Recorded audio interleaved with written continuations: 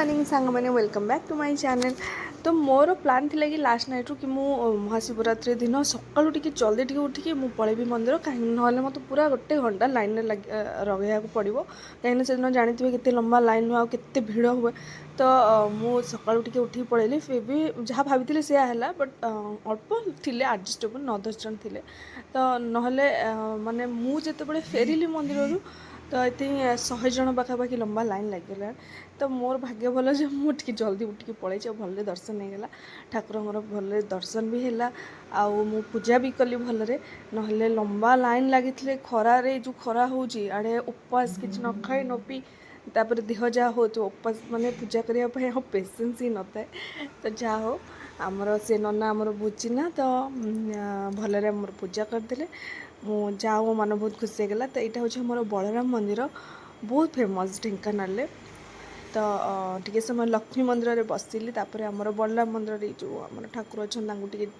मुंडिया मारली पाखे टे बसिली तापर घर गली रात भेदी थी सागु मिश्री पानी चिया सीड्स आ भूसी ये सब भेदी थी कहीं एमती जिनस खाइब कि पीब मोर तो किसी खायार नाला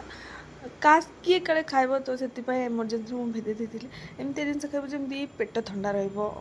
तो से ये सब भेदी देती आम बाहर की गलु मार्केट टी कहीं आनार दीप आउ घी सब आनार तापर फ्रुट्स भी टी आनार तो सब नहीं आम घर को आसलु मु तो किसी खाई नी मो हजबैंड किसी खाई ना आम दही पानी करके पीलु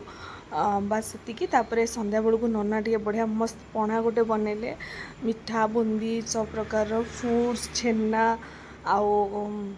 कौन क्षीर दही सब पूरा बढ़िया सी बनाते मोर यहाँ गोटे रिचुआल सब वर्षर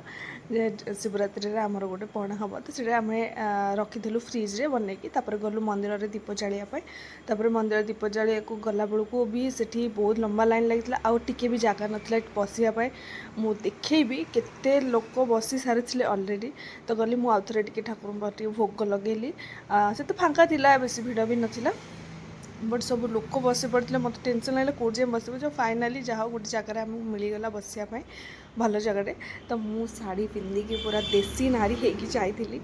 ऑब्वियसली मंदिर पूजा माने शाढ़ी ही पिंधिकी जावा कथा।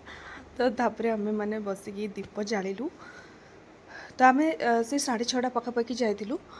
तो सीटी बसिलु बहुत लोग भल लगे एक्चुअली बसापी कहीं बहुत सारा लोक बस दीप जल था ठाकुर को बस डाकू था बहुत बढ़िया लगे। बट मोर बहुत इच्छा था कि मु वेट करी महादीप उठिले आसबे बट घर को आसिक कि खाया भी तो बनवार अच्छी तो से 9टा 9:30 पाखापाखि मोर आसबार था नना मीन्स आम जो बड़ भाई अच्छा सी जी सी बस दीप पाखे महादीप उठला सी आसबे यहाँ आम प्लानिंग थिला। तो आम मैंने बसी आई थिंक 9टा पाखापाखि बसिलु हाँ तो सीटी दीप जालुलु। तो मो झील पूरा व्यस्त हो पड़ा बसिकी से भोग खाइला से जो छोट छोट छुआ से सहित खेलवाई जिद कला बट मुझे बसईदेली फुल फुल देकी तो से खेला टे समय तापर आम घर को आसलु मु बनैली पनीर आ जो पणा होता टे पीलु फ्रिज रखिलु बढ़िया ठंडा जाता टे पीलु तापर पनीर टे बनैली आसिकी आ